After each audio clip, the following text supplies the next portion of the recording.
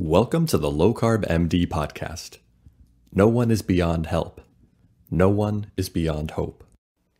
As we've always said, we're bringing you medical information and cutting-edge science, but none of this is medical advice. Please seek out input from your own doctor.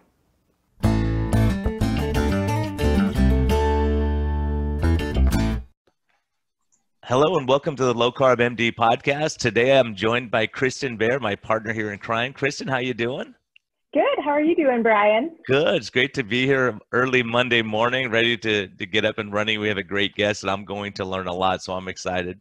Do you want to do the intros? Yes, I am so excited. Dr. Jaime Seeman has joined us today. She also is known as Dr. Fit and Fabulous on social media. You know, she has a big presence on Instagram, which is where I met her. And we are going to do a deep dive into women's hormones and keto and low carb and kind of focus around that today. But I don't want the guys to feel left out. We'll definitely make this relevant to them as well. But a little background on Dr. Seeman. She is a board certified OBGYN. She's also a fellow in integrative medicine, former college athlete, mom, wife. She's also on NBC's Titan Games right now, so you guys can check her out on that. And I believe she's also a certified ketogenic nutritional specialist. Is that right, Jaime? Yep, that's right. Excellent. Anything that I left out? You have so many qualifications and a long list of accomplishments. I don't want to shortchange you here. No, I think you hit the highlights for sure. All right, great. Well, I wanted to jump in and focus on your background first. And if you want to tell our listeners a little bit about you and how you got into this low carb space. Yeah, it's kind of an interesting story. I'm not 100% sure how I ended up here some days either, but I was, like you said, a former college athlete. So I grew up in Nebraska. I had a mom that worked a lot of hours. She was actually in healthcare administration, and she was always my inspiration for pursuing a career in medicine. But I went to college and, was playing softball for the University of Nebraska.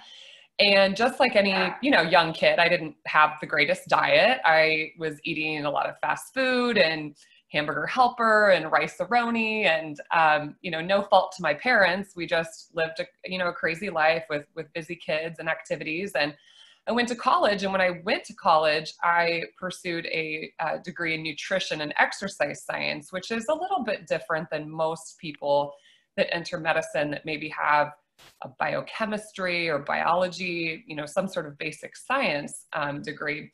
And so that was kind of unique in and of itself. And that's where I really started to explore, what my diet really looked like. But still, I was a young college kid, and, you can get away with quite a bit when you're young and you're active, right? I was, training at a college level. And so after I left the university and got my degree, I met my husband in college, we got married, and then I went to medical school. And here I was in medical school with this sudden change in lifestyle. I'm sitting in the classroom, in the library for multiple hours per day. Going to the gym was like something extra I had to add into my schedule. And all of a sudden I was struggling to maintain my weight. And I'd always, kind of had an athletic build, but as a woman, this is something like the social societal pressures. So now here I am, like counting calories, and it was a struggle. And I had a degree in nutrition, and I was still struggling. I was, ordering shakes off my Facebook feed, like all the desperate things that every single woman listening I know has done before. I was there. And then my husband and I decided to have our first daughter when I was a medical student. So I got pregnant. And I failed my glucose testing in my pregnancy. And shortly after my first daughter was born, I was diagnosed with postpartum hypothyroidism. And then fast forward, I ended up having 3 pregnancies in 58 months. Oh, wow. And by the time my 3rd daughter was born, I was eventually diagnosed with prediabetes. Now, if anybody went back and looked at a picture of me, I was not really obese. I was I don't even, barely even overweight really by BMI standards. And so from the outside, nobody would have ever guessed what was going on inside my body. But here I was a practicing physician. I was tired. I had a preventable medical condition. And I just felt like an imposter. I have a degree in nutrition and exercise science, a degree in medicine, and here I am being the worst example ever for my patients. So I set out on a journey about 5 years ago, and I ended up, obviously adopting a low carb ketogenic approach to fixing my insulin resistance. And my life, where it is now compared to where it was 5 years ago, is, just night and day different. What started as just trying to fix my nutrition manifested into every other area of my life changing. The way I practice medicine, I went back to fellowship to get my integrative medicine degree. I became a board certified ketogenic nutrition specialist, because what I realized is we have it totally wrong in medicine. Our current healthcare system is not designed to take care of patients the way it should be. It's like putting Band-Aids on a bullet hole. And unless we start being a better example for our patients, I just felt like it was time to start walking the walk instead of talking the talk, per se. And so now, I started Fit and Fabulous, this brand, and I had no clue what I was going to do with it. And now I feel like I can touch more lives almost outside of my clinic than I can, in the clinic room. And it's changed my life really in the most amazing way. And I'm really grateful that I have the opportunity, because it's hard for me to think where my life maybe would have been had I not had my labs checked that day, and found out really how bad my insulin resistance was. My father's a diabetic. His parents were diabetics. I carry every diabetic gene I think that has been discovered, but I've never looked back, and I feel amazing. That's fantastic. And I like your story that, it was your own personal health experience that kind of spurred this movement into the low carb space, and then bringing that to your patients and how you can help them. Did you get any pushback from your hospital or practice when you started going low carb or talking about a ketogenic diet to your patients? Well, when I first started, I didn't really tell anybody what I was doing. Yeah. It was just my husband and I in our own home, but our results were very rapid. So when I started back in March of 2015, by that summer, I had lost like over 20 pounds. It was very instantaneous results. The weight came off, my energy came up. I got off of my thyroid medication. My husband, who really didn't have, weight to lose per se, his migraines went away. That was he didn't even do it with me. He just to support me. And so all of a sudden people are asking, what are you doing? And you're like, well, I'm eating a ketogenic diet. And of course, what their face looked like. Oh, yes. This radical, thing. But people were watching. And so then I just started to let it filter into my practice a little bit, just really spending the 15 to 20 minutes that I had with patients, talking more about their diet and their lifestyle and what they're doing. And then all of a sudden my patients start having these amazing results. And I ended up taking care, my own partners within my practice were supportive in a sense. I don't think I'm in a private practice, so we can kind of do what we want. We're our own bosses, which is amazing. I did have a few people within the community, within the hospital systems, that kind of took a few shots at me. One of them saying that I should be reported to the medical board and be under investigation, because a lot of the nurses at the hospital were starting to kind of do it too. And now fast forward 5 years later, half of the doctors that I work with are ketogenic now, and with absolutely amazing results. I think half the nurses at the hospital are. I just kind of said, what, results speak, and I'm just going to keep my head down and keep working. And that was part of the reason why I pursued the integrative medicine fellowship and then thankfully the American Nutrition Association came out with this board certification for ketogenic nutrition specialists, because I feel like there is a lot of misinformation out there, and we can be leaders, you know, in medicine, and we can lead the way. I mean, it was uncharted territory. I mean, I had a nutrition degree, and the people who I got my degree with were looking at me like, you and I sat in the same classroom. Like, why do you think that you know this magic now? You know, I mean, it was, and I get it. We question things. There were moments when I felt like my medical degree was a fraud. You know, I just thought, gosh, like, how did we really get this so wrong? But that's how the game changers of the world change the world. I mean, you have to just start questioning everything, you know, that you know. And I'm thankful I did. And there's way more support now than there was 5 years ago. That's for sure. Yeah, 5 years ago, you really were at the forefront leading the change here. And I think the rest kind of followed in your footsteps, but it's definitely not easy for a physician to go against everything that they were taught in medical school and risk being criticized by your peers. But it is important to keep questioning what we're taught and do our own research. And when something isn't working, that's the direction we have to go sometimes. And calories in, calories out, and eating your grains and exercising more just was not working. Our patients were getting more sick and more diabetic. And I really admire that you turned things around before this was all over the media and mainstream like it is now. But I wanted to ask you about a particular period in women's lives that they tend to gain more weight and start to have blood sugars that are trending up. And that's perimenopause and menopause.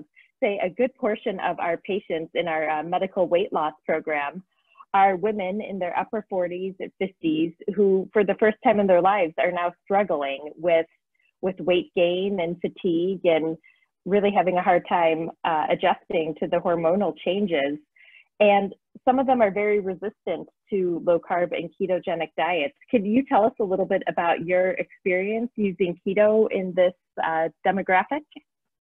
Yeah, so kind of the $1 million question that I get when patients come into the clinic is, how do I balance my hormones? I think it's my hormones. I need you to check my hormones.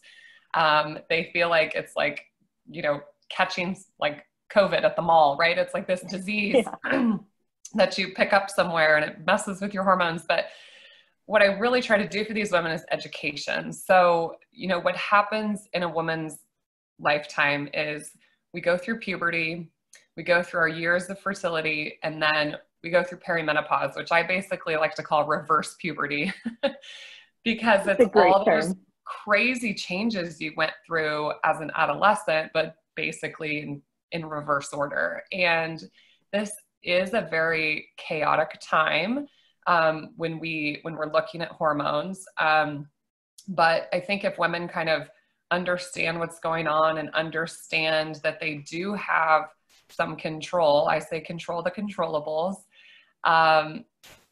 they can make this transition a lot better. And there's really 2 times in a woman's life when these things happen, and that's entering pregnancy and then entering perimenopause. So what happens when we go through perimenopause is that we're starting to see the ovaries basically shutting down. So estrogen is our dominant hormone in women. Men do. For all the men listening, you have some estradiol as well, but more testosterone. But estrogen is an amazing hormone for women. So it's not it's not evil. But what's happening during perimenopause is that if I were to show you a graph of what estrogen looks like in perimenopause, I could check it 1 month and it's 250, and then I check it the next month and it's less than 12. And I mean, it looks psychotic on a piece of paper. It's bouncing up and down and up and down. And what's happening also is that you're going probably through months where you're not ovulating. So every single month, the pituitary gland in the brain is trying to communicate to the ovary to make a follicle and to release an egg. And obviously we're at the very end of our, you know, fertility lifetime, essentially, when we go through perimenopause, and there's no follicles essentially to be released. So a woman is actually born with every single egg that she'll ever have, which is kind of crazy to think because I have 3 daughters. And when you really break it down, you're like, okay, wait, my daughter was in my tummy. She had all the eggs that she would ever be born with. So it's like you essentially had your grandchildren inside of you. But a woman's born with about 1 to 2 million eggs. And by the time of that first menstrual cycle, a woman only has about 400,000. And then they only ovulate about 1% of those. So about 400 to 500 in a lifetime. And that's if they were not on any form of, birth control that suppressed their ovaries. And so what's happening is we're out of those follicles. And so we stop ovulating. And the only way that we really make progesterone, we make a small amount of progesterone in the adrenal glands, but progesterone is essentially made from an ovulatory ovary. So we're entering a time in this woman's life when she's physiologically becoming what I call estrogen dominant. And, like I said, estrogen is a great hormone, but this idea of estrogen dominance is essentially either overproduction of estrogen or not enough progesterone to kind of balance it out per se. And so a lot of women, even coming into perimenopause, were already dealing with estrogen dominance. And estrogen dominance, we find this in women who are obese, because some of our estrogen is actually made peripherally in our fat tissue. So we have an enzyme called aromatase that converts our testosterone into estrogen. And so just carrying extra body fat increases their estrogen. Women who have a condition called polycystic ovarian syndrome tend to be estrogen dominant. Some women just simply make more estrogen from their ovaries. Alcohol use is another big one that really pushes aromatase activity and can increase our estrogen. Just inflammation in general. And then of course, insulin resistance. So I've named off a lot of conditions that are actually really quite common amongst my female population. And now this woman is entering perimenopause. And so now this is why this woman just feels an absolute distress, because she thought she kind of had a grip on it, and then perimenopause hit, and now the train is barreling down the tracks 100 miles an hour without any brakes on it. And so there are things that people can do, and diet certainly has a huge role in estrogen dominance because of some of the things I just mentioned. But some of the symptoms that women could be experiencing, of course, they emotionally just feel like they're in distress, but estrogen dominance can cause fibrocystic breast disease. The periods become very, very heavy and very irregular. It can contribute to headaches, especially premenstrual headaches, mood swings, hair loss. It starts to drag on the thyroid gland. Their metabolism starts to slow as it drags on the thyroid gland. They're becoming fatigued. They're having trouble sleeping. Their brain fog is absolutely off the map. They can't remember where they put their keys. And it can exacerbate other underlying medical conditions too, especially like autoimmune conditions. And so when I talk to a woman about basically dietary interventions, I kind of have what I call the 5 pillars of health, and nutrition is just one of them.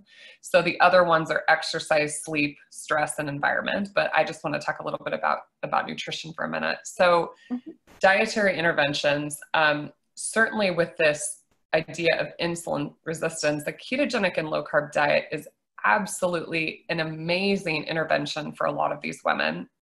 And if they're not open to that, intermittent fasting alone can sometimes be helpful. So there was a great study that came out, I think it was in 2018, but looked at alternate day fasting and fasting insulin. And even with alternate day fasting, there was a 50% reduction in fasting insulin levels. So this is just even a great tool, even if a woman is not open to cutting out carbs. But I think using both of them is great too. What happens when a woman is making this transition from perimenopause to menopause is we start to see an increase in visceral fat deposition. So they start gaining a lot of fat around the midsection. And this is something women will say, I'm eating the exact same thing I was eating last year, and my pant size has gone up and I've gained 10 pounds. And that's due to this increase in insulin resistance and increase in visceral fat. And so we have to say, well, we're making this transition and we're going to have to change with it. And we start to change some of the things like cutting out flour and sugar in the diet, and reducing polyunsaturated fatty acids like vegetable and seed oils. This is like the fuel on the fire. You take insulin resistance and start pouring these inflammatory seed oils in there, and it will just fester. And so those are kind of the very first basic steps that I talk to women about. And then once they have a grip on that, we start talking about their dietary protein consumption, because one thing that contributes to the poor metabolism is a loss in lean body mass. And anybody that follows my social media knows I'm a huge fan of protein and resistance training, which in the low carb world, you know, protein kind of got a bad rap for a little while because a standard ketogenic diet is much lower in protein. Because if you're a 12-year-old child with epilepsy and you need a therapeutic level of ketosis to not have a seizure, you're going to have to be, you know, careful with your protein consumption. But for the average perimenopausal patient that comes to see me, she's going to benefit from higher dietary protein because we get less efficient at use of amino acids and digestion and usage. So she actually probably needs to eat more dietary protein than usual as we age. At least what I like, 5 ounces at least 3 times a day for most women in their eating window. So increasing dietary protein can be helpful for some of these body composition changes that are happening. And then once they feel comfortable there, I start going after some of the smaller things like avoiding alcohol. This is just an unfortunate truth as we age, is we may need to cut back on the wine we're drinking or you know, what we're drinking on the weekends. I know it's a very social thing in America, but you have to ask yourself, what are your goals? Do you want to get better? Do you want to feel better? And that might be something that you need to cut out. And then we start looking at other estrogen sources in the diet. So it's something called phytoestrogens, which are estrogens from plants. And these are things like soy, flax, oats. Increasing cruciferous vegetables can help with estrogen metabolism. People like to say detoxification, but I feel like that makes estrogen sound like it's a bad thing. But something like cruciferous vegetables in the diet can help with metabolizing our own estrogen. And then coffee and tea and caffeine. And this one's not really well known out there. And of course, it will be a very unpopular statement for most people. You came after my wine, now you're coming after my coffee. But coffee and tea, and just caffeine use in general, part of the estrogen metabolism in our bodies, there's really 3 phases, and one's in the liver, and then the third one's in our gut. But part of the estrogen metabolism in phase 2 metabolism, we use a gene called COMT or COMT, the COMT gene, and this is part of our methylation pathway. And coffee and tea and caffeine can mess with this part of the pathway and can stop us from metabolizing our estrogen in an efficient way. So that's kind of an overhead view of how I talk to people about what's going on inside their body and things that they can control. Now, behavior change is hard. You and Brian, of course, know. It's a very hard thing, but I say if you want to feel different, you're going to have to do different things. Yeah, I think one of the big stumbling blocks we see is that, you know, the husband will lose 20 pounds right off the bat, and the wife is looking, saying, "How we're doing the same thing, and he's losing tons of weight, and I'm not seeing the same results." Is that a common complaint that you're getting? It's so defeating. And then I'm like, okay, listen, you are not your husband. I mean, we as women, we are very good at playing the comparison game, but to compare your results to your partner that is literally not built like you. I mean, I really just try to empower women, like, listen, your estrogen is going to make you live longer than your husband.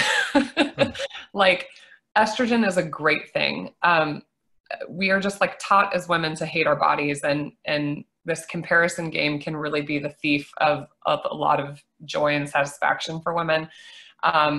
It's just a reality. We are complex biological creatures. Our bodies were designed to create other humans, and it will fight back against any sort of stress or famine or whatever it is perceiving in the outside world. And so I encourage women to find other women to do this with. I find that it's just it just works better. Cause I get it. I always joked when I was younger, my husband would, same thing. He would just like look at the weight room and lose 10 pounds. I would like look at a piece of bread and gain 10 pounds. It was just like the facts of reality.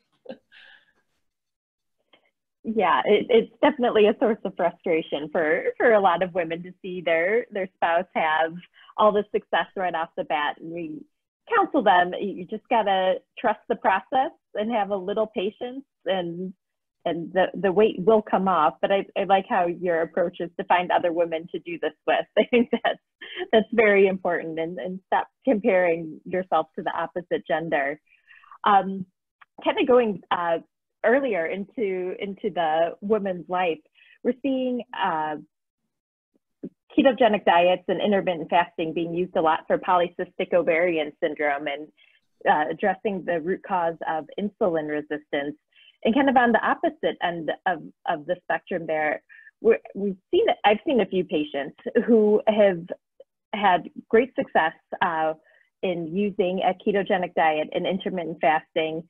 Their cycles regulate, they're doing well for 6 months to a year. They reverse their insulin resistance, and then they start to lose their period again. And it's debatable, is this because they're fasting too much? Is there some HPA dysfunction there? What is your take or experience on women that lose their periods after fasting or going ketogenic? Yes, you are bringing up a very important topic, Kristen. And I've actually had the advantage, being a healthcare provider, of the ability to do a lot of testing on myself as I've gone through this journey. And before I got pregnant with my first daughter, they told me I had PCOS, which I would believe. I had issues with acne and very irregular cycles. I had to use metformin to get pregnant with my first daughter. So PCOS is pretty near and dear to my heart. But with PCOS, of course, after you fix the problem, you don't want to swing in the other direction. And sorry, I had to clear my throat there. As I went through this journey, I, back in 2018, decided to take more of a carnivore approach, right? So I love protein. And so I cut the carbs even lower. And what I saw in my own lab testing was my estrogen started to go quite low. I never got to a point where I lost my cycle like you're describing with some patients, but my estrogen got quite low and my cycles shortened to about 22 to 23 days at one point, which is pretty short. And I see this in the low carb community as well. Some of it could be that the body fat is getting very low. I've seen that in some women in the carnivore space, and they become amenorrheic. And then in women who still have quite a bit of body fat, losing your cycle is your body basically telling you that this is not a good time to reproduce. Okay, it's decided that it's not even going to release an egg because there is something in the environment that would not be good for reproduction. And so women need to use their menstrual cycle like a vital sign. If you're not menstruating regularly, there's something wrong. And it could be that the calories are too low, the body fat's too low, or you're doing too much fasting. I think that, fasting is a great tool, but just like everything in medicine, it's kind of like a U-shaped curve. You don't want to be down on the bottom end and you don't want to be up on the top end. You got to kind of find that perfect middle ground. And I remind women of that a lot, that fasting is a tool and more is not better. I think that women need to be their own expert. So what works, I say, go find a friend to do this with, but what works for your friend Sally maybe is not what's going to work for you. And so you have to kind of find that harmony. I see a lot of women doing these like extended 60 to 72 hour fasts. If you are a woman of reproductive age, I don't think that's a great idea, especially doing it too frequently, maybe a couple times a year at most. But we need to make sure carbs are not the enemy, okay? Overconsumption of carbs is the enemy. We need to be eating to fuel our bodies. We need nutrients. We need nutrition. we should be eating to build, not eating to lose. And so sometimes we do, if we lose the period, we need to take a good hard look at how often we're eating and what we're consuming, because losing the period not only is telling us that we're not doing something right, but it can actually be quite harmful. When I said estrogen was important earlier, I really meant it. It's important for our heart and our brain and our bones. And so we need to be having a menstrual cycle. And so we have to do testing in these situations, and we have to figure out why we're not cycling.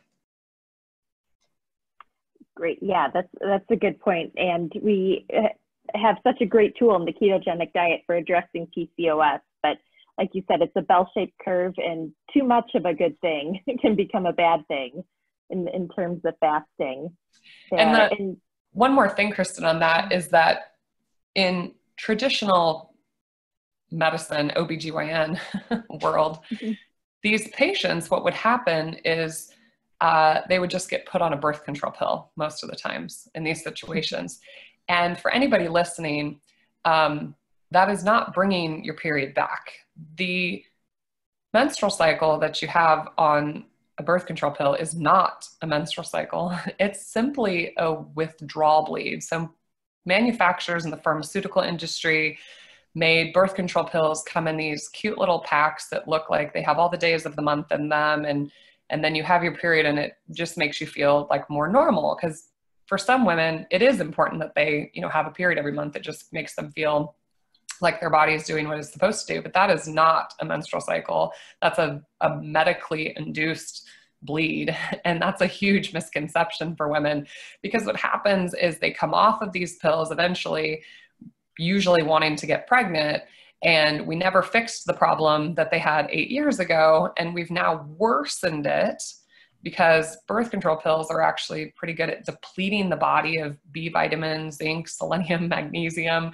And now you've left this woman way worse off than if you would have tried to fix the problem, at the beginning. And don't get me wrong, birth control is amazing. It allows women to plan their pregnancies if you need it for birth control, but it's not designed to fix your metabolic problems. Right. It's like putting a Band-Aid over the cut. You're not addressing the real problem there.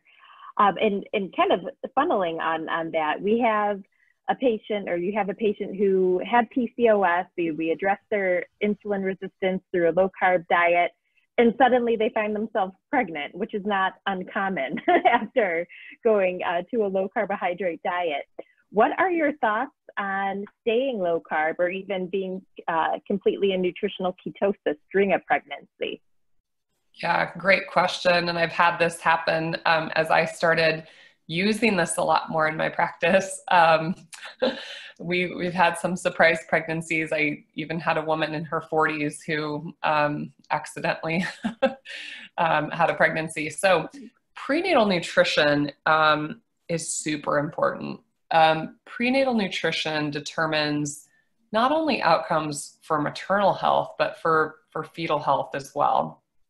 Now, I don't know that nutritional ketosis is the goal in pregnancy, but certainly only eating carbohydrates to maintain normal blood glucose levels is important, because, we have this saying in medicine, do no harm.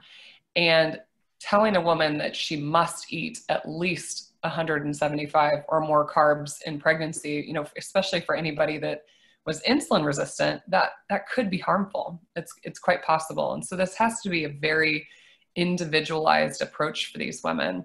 Now, when we look at the hormonal adaptations that happen in pregnancy, in the first trimester, it's largely an anabolic period, and that means growth. So immediately the pancreas increases insulin production by about 30%.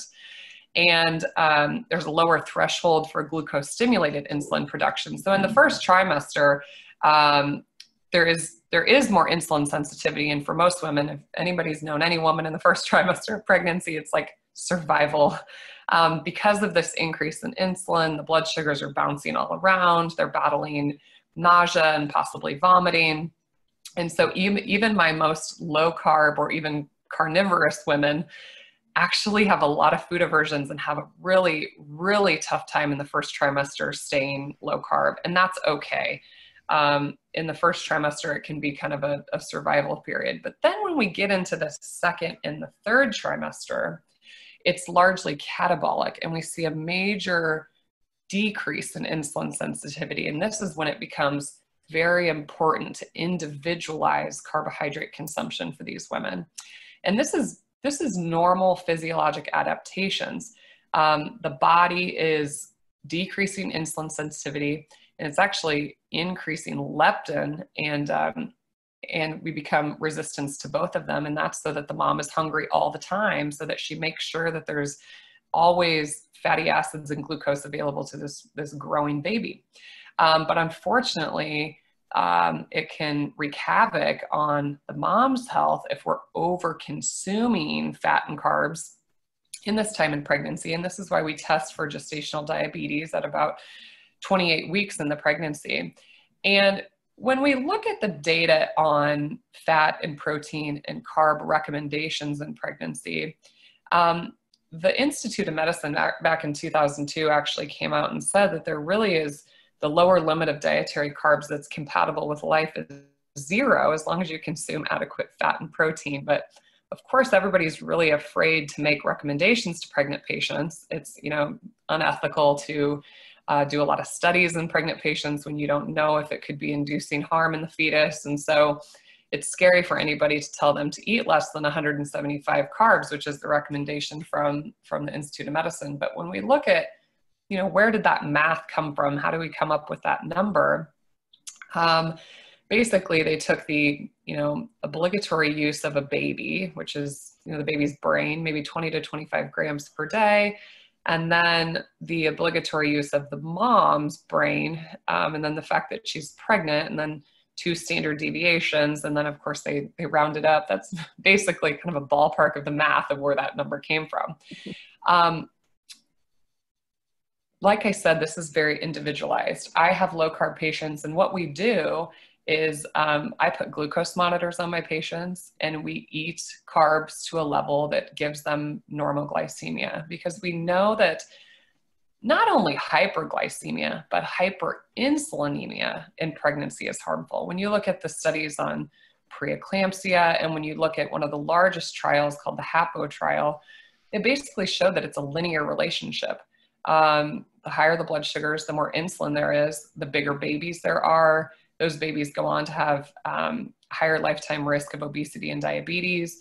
So, I propose that we may be doing harm by putting this threshold in there at 175 grams. And I think there are women that benefit eating below that. I have some of my gestational diabetics that literally are eating nothing but like protein and broccoli just to keep the blood sugars normal. I mean, there are women like this that are extremely insulin resistant. And so it really needs to be individualized. And the unfortunate part is, like in my community, I'm, one of the only people in the town that thinks this way. The diabetes educators are still telling patients to eat, 50 carbs with each meal and 10 to 15 carbs snacks in between meals. And so this is not something that's going to be fixed overnight, and we need more studies, and it's just hard to study pregnant patients. I mean, a lot of the evidence is really anecdotal, but I think we'll get there eventually. We have to. The average birth weight is going up in this country. The C-section rate's going up. The rates of preeclampsia have never lowered.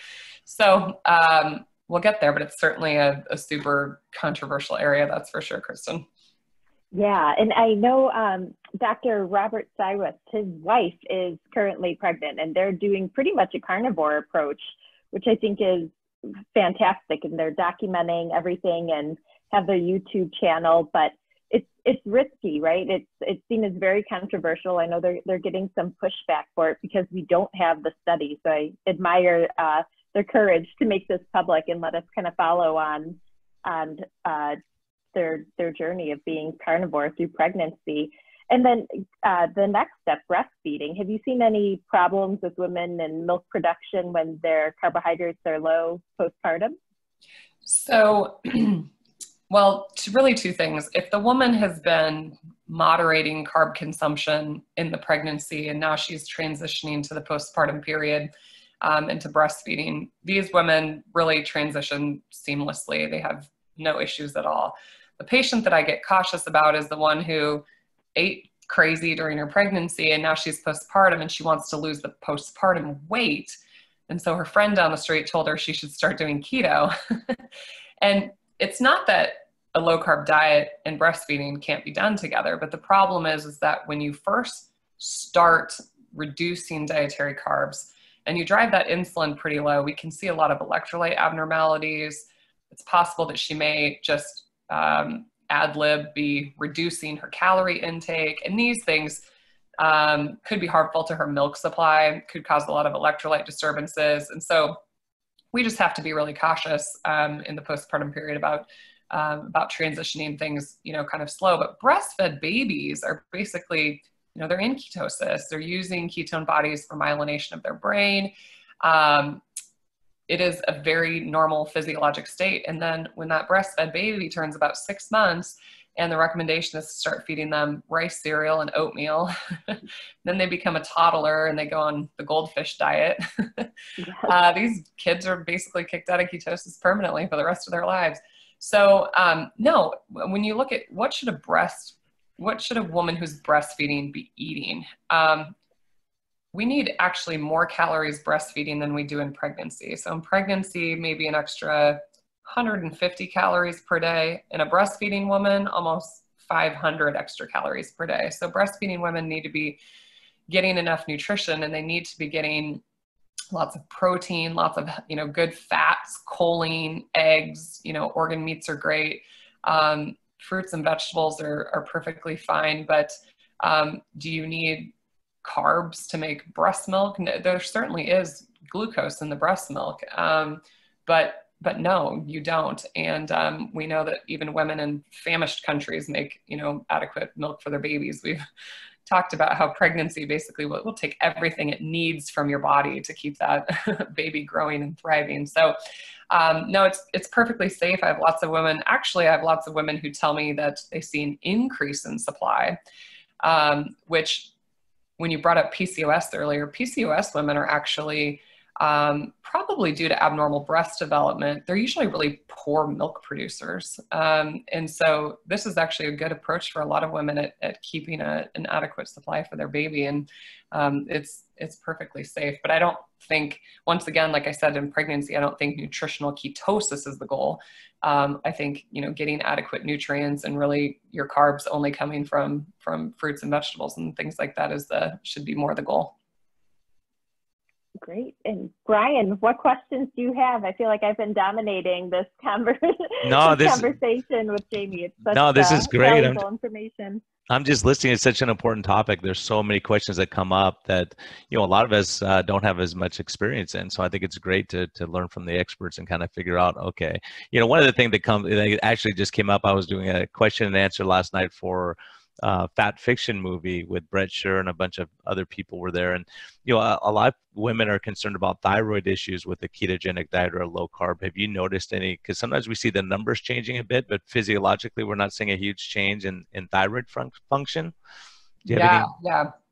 This is a hot topic. And like I said, used to have hypothyroidism. So it's been interesting once again to kind of track my own levels. But the reason that I probably had hypothyroidism is that estrogen dominance and insulin resistance can cause hypothyroidism. So in women, as you know, thyroid disorder is about 5 times more common in women just across the board.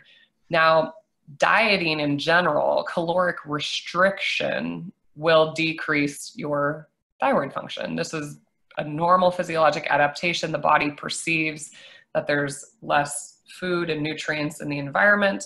So its way of preserving energy stores is to reduce thyroid function. So first of all, across the board, if a woman, even if she goes ketogenic, if she's dropping her calories super low, that in and of itself will drop thyroid function. Now, what we see in a lot of the studies, the data that's been published, Dr. Volek has published quite a few studies looking, following thyroid function. But what we see is, although we sometimes see a reduction in free T3, we don't see the reflex rise in TSH or thyroid stimulating hormone. And I saw this in my own labs. My free T3 kind of on the lower end of normal, maybe 2.5, but my TSH hovers between 1 and 2, and I've seen this in patients as well. Now, just like when Kristen was talking earlier about women who lose their period, if they're suddenly having symptoms of hypothyroidism, then maybe we need to increase calories.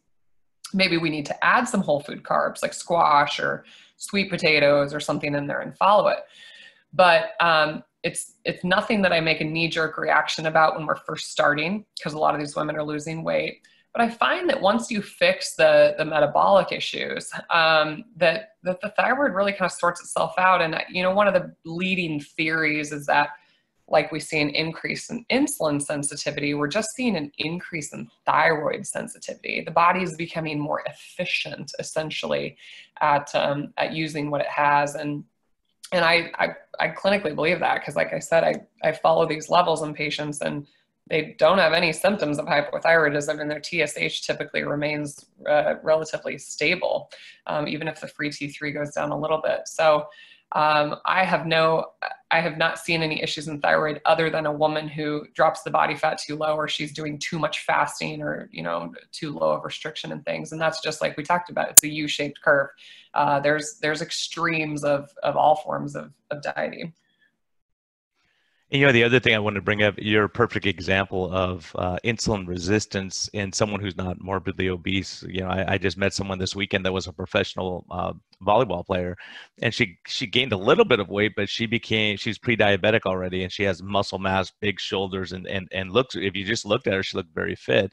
And so people were stunned and said, that can't be true. If you look the way you do, you can't be pre-diabetic or diabetic, which, in our clinical experience in my old practice, I had 11 guys that were less than 150 pounds with type 2 diabetes. Yeah. There's some, genetic factors and racial differences and things like that. And I think a lot of us miss that when we're talking about metabolic health. Well, I've had a few patients in the bodybuilding world, right? These people look like the fittest people ever. But they, for years, have been eating a very high carb, very low fat diet. And a lot of them have prediabetes or diabetes, and their hormone levels are like 0. Their testosterone 0. They have no estrogen. I mean, it's a big deal. I mean, don't judge a book by its cover, that's for sure. Because if you looked at a picture, everybody'd say, "Oh, sure, I want a body like that." But you don't realize what you're doing underneath the surface level. That's a great point. And obviously you're very fit and a big advocate for resistance training. Where in your journey did you start lifting heavy weights, or go back to kind of your roots as an athlete? Was that at the same time you started a ketogenic diet, or did you have the weight loss and everything first and then decide to focus on the fitness aspect? Yeah. So when I left Nebraska, of course I was lifting super heavy at Nebraska. I was actually a 2-time lifter of the year. But the societal pressure of having a very athletic build, I was like, I'm going to go to medical school on purpose. I was like, I'm not lifting any more weights. I'm going to get skinny. And, so here I was, fast forward, I had been going to the gym off and on in medical school, but more cardio, than anything. I think I did a small little stint with P90X when it was like a hot thing. Yeah. But 5 years ago, when I came into this lifestyle, my daughter had just been born, and I actually was going to a bar studio. So kind of like a Pilates kind of type thing. And it was good for my postpartum body because I was super out of shape. But then I lost all this weight, and I just kind of got to a point where I was stuck. And it really was 2 years ago, basically, when I said, okay, I have got to get back into the gym lifting weights. So about 2 years ago is when I got back doing more resistance training.